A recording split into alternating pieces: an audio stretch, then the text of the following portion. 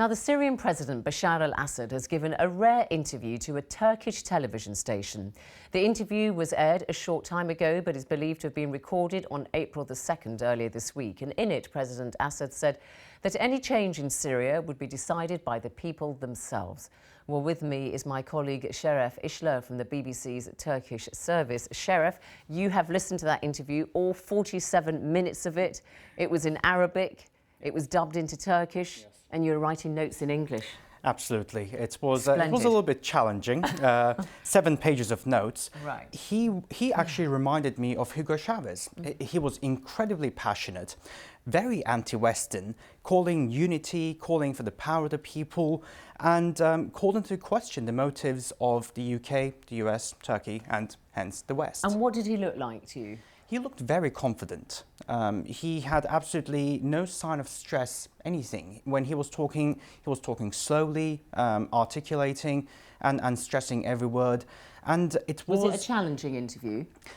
I would not say so, no. It was a good interview, but it was not challenging because the questions that were asked were pretty general questions.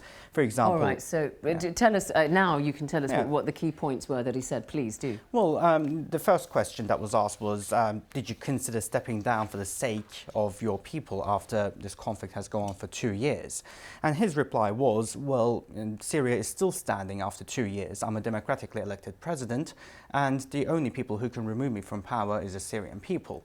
And he kept on stressing this point whenever he was asked any question about whether it be the Arab League or the Arab world or the Middle East. And did he play the Arab nationalist card as he so often does? Oh yes, it was a very Arab nationalistic interview, definitely. All his replies were. And he kept on saying, why are we trying to divide these countries? Why are we trying to divide ourselves along religious or whatever lines when the West is uniting? If we unite, if we bring prosperity to the people, if people are first-class citizens, then we can stand up for any Western or foreign interference. But I mean, in fact, it's the Turkish Prime Minister, Recep Erdogan, Turkey's a neighbour of Syria, of course, who's been actually not at all supportive of Bashar al-Assad. What did he say about Turkey?